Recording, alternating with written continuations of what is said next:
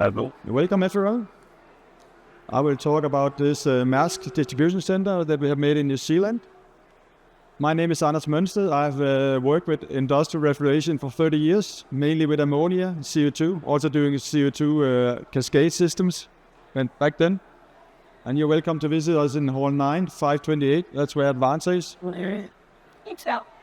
So before going into the case, I would like to talk a little bit about why we actually see the move to CO2 in big distribution centers and industrial system overall. The trends we see in the what is happening around us is, we had an increased interest rate, and we also see the need that when you execute for a project, invest a lot of money, you also want to have cash back, so you want your project to execute fast.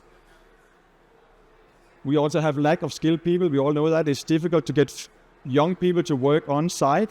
So our philosophy is what we can do in the factory, you don't have to do on site. So the more we can do in the factory, in a controlled environment, you save people.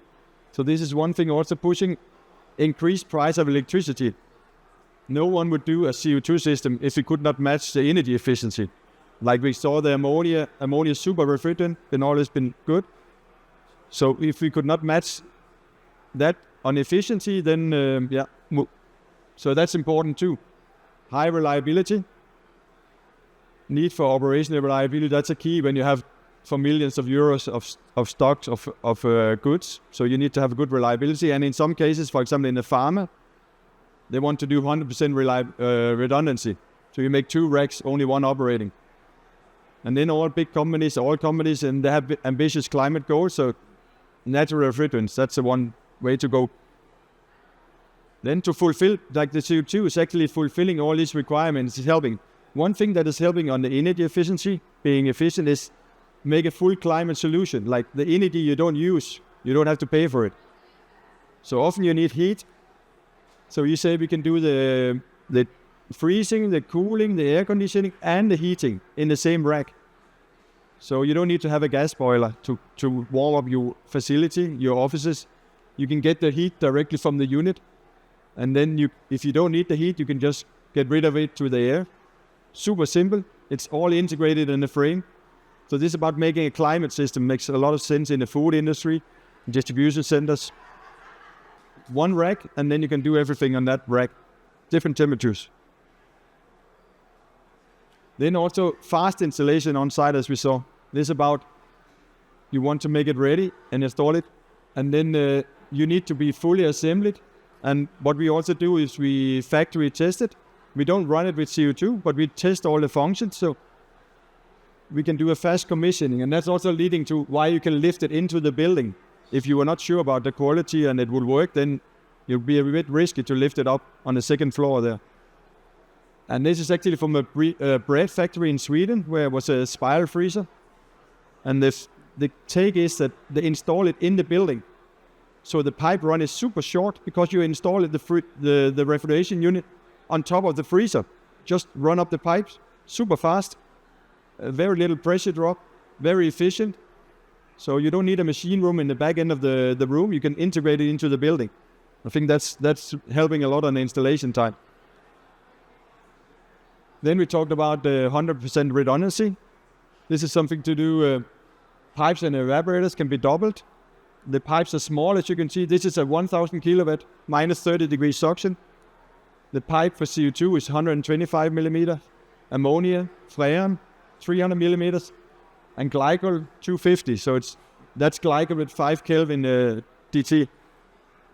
So what we can do with CO2, and we have done it many times, is you can install a double system. Evaporators, piping, everything, and then you have a primary system and we have a full redundancy. You can also make it 60-60, 80-80, so you can. But in pharma, it's important that they want redundancy. So it's an option to make it like redundant. Then we talk about technology that we have with CO2 today that makes us match ammonia in for example, cold stores. So we have a range of technologies that we can add on. Some are more standard, parallel compression, permanent magnets. We also heard it from GEA, better motors. Yeah, you have to use the best motors. Then you get a good efficiency. Then I have some technologies that I will present a little deeper. Ultra low superheat. ejector technology. And then Advanza has developed a liquid power cooler and a COP Hunter. And then we have a low pressure ejector. We are not using that so much in the industry, so I'll skip that. I'll first come to the ultra low superheat, which means what you want with a DX system, you don't want to make superheat. You want to eliminate the superheat as much as possible because it's only taking away surface.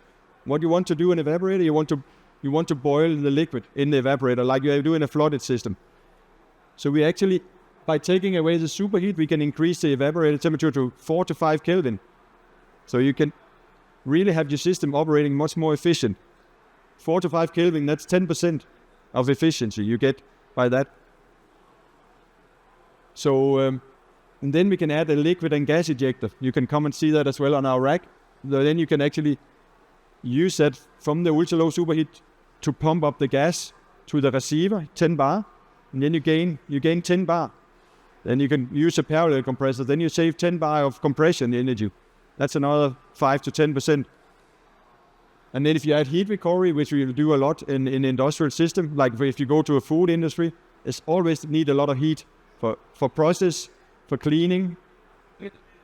Then they operate even in the wintertime in transcritical mode, maybe 85 bar. Then they can use the ejector. Also in the wintertime, even in Norway, we see big systems. Because of the heat recovery, the heat reclaim, they operate like that. Then I talked about this new control strategy, the COP Hunter. So when we design an LT only a freezing system for CO2, we design it for the worst, the warmest summer day, like 35 degrees, for example. So that defines the ratio of the compressor. But then in the winter, most of the time we will not operate at 35 degrees. It will operate at 25 degrees, 15 degrees, maybe even 5 degrees. And then the ratio is not optimal anymore. So what we have done at Advanza, we are always optimizing the ratio between the two compressors. So it gives a COP increase from, and even at 10 degrees, we already had 2%. At 20 degrees, we have 5%. And then it goes really, at warm climate, it's 9%. And then 35, it's 13%. So this about, you cannot use CO2 in warm climate. It really is it's not correct anymore. We can make it an efficient system in warm climate because we have this extra. And then on top of that, we had what we call a liquid power technology. It's another increase. We have an internal heat exchanger with an ejector. So we subcool the liquid and gives an extra subcooling of the liquid before we get it out to the evaporators. So it starts subcooling already from 10 degree ambient temperature. And then the subcooling gets up to 20 Kelvin. The warmer you have, you also need more cooling capacity when it's warm. So you're actually getting more out of your system at warm climate. Pretty smart. And when you add these two together, then you get, this is a COP Hunter, and this is on top of that, the liquid power cooler. Then we can actually have an efficiency gain from 10 degrees and all the way up to 35 degrees. And they continue up at 20% on an LT only system with that technology. And this is why we see that there's a move towards CO2 even for big industrial systems, because we can match the energy efficiency. So we give a high COP, we get a subcooling of the liquid line, mass flow reduction, so we also have less pressure drop. Reduction of discharge temperature. We don't want to have too high discharge temperature because then you destroy your oil. Risk of condensation in a superheater. Liquid injection is not required. And you reduce a reduction of how much sweat volume you need in your system. So this is some of the enhancement we can do. And then I'll come to the case. So this is a 40,000 square meter distribution center in New Zealand, in Hamilton. It has a storage for 21,000 pallets, and 16,000 of those are fully convertible from minus 25 to plus 15. So they can range the temperature, be flexible. And then we made identical racks for easy operation and maintenance. So you can see here you have the corridor, and then you have the cold stores on top of that. And then you have the gas coolers up here. And in the middle, on top of that, you actually have the machine room up there. So again, it's integrated into the building. Super short pipe runs. So here on top of that, you have, because you don't need gas-tight machine room for CO2, it's not a toxic gas. You need ventilation, you need gas detectors, but you don't need any special requirement. you can integrate it into the building. So it's easier to pipe run, and then the racks are built in, and then you distribute the pipe. So we have 2,100 kilowatt for blast freezing. There are blast freezing included in this one. Then we have 1,700 kilowatt for freezing, 900 kilowatt for cooling, and then we have some air conditioning on the racks. And then we have 2 megawatt of heating for heat recovery for floor heating, hot tap water, and glycol defrost. It's got it. On this one, we have permanent magnets and MT and IT compressors. And we delivered the racks from we got the order until they were shipped to New Zealand, 4 months. So from we actually started the product until the racks were started up in New Zealand, it took 1 year. So it's super, super fast. That's also including the shipment in a container to New Zealand. So of course it's a really fast. This is about speed. Then I'll talk a little bit about the blast freezing, because it's a huge capacity of blast freezing. So what we did, we split it up on 3 racks, but in total there were 9 blast freezers. 9 blast freezer cells, you can say. So they were. Then we each unit, they have actually 3 separate suction groups. As you can see here, each freezer has their own temperature control. On the same rack, we can make 3 different temperature controls. So one rack can run 3 different temperatures. So you can make a specific profile for each of the freezers. Even you don't have 9 racks. Imagine if you have a pump module, ammonia CO2 pump module, then you can only have 1 evaporator temperature. Here we can have separate evaporator temperatures, and we can run them independently. So there you see the suction lines for 220 kilowatt. They're pretty small suction pipes. The liquid line is quite compact. Small pipes. And then the racks are here. And just on the side you have the blast freezers below there. So it's also very, very efficient in the pipe run. It's faster installation, but for sure a lot less pressure drop. And when you're talking minus 40, minus 45 maybe, then you don't want to have pressure drop, even with CO2. But if this was ammonia, you probably have a 5 to 10 Kelvin pressure drop in the suction line. Here with CO2 we have 1 Kelvin, maybe less, because of the higher pressure. So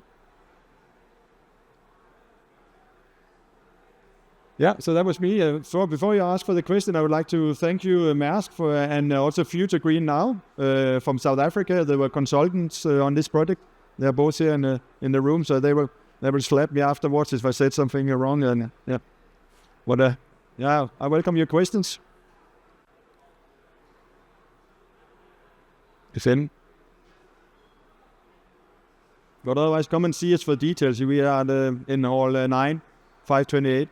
So come and see us there, and we can show you the technology and the ejectors and the rack. We actually have a quite big industrial rack there. Thank you.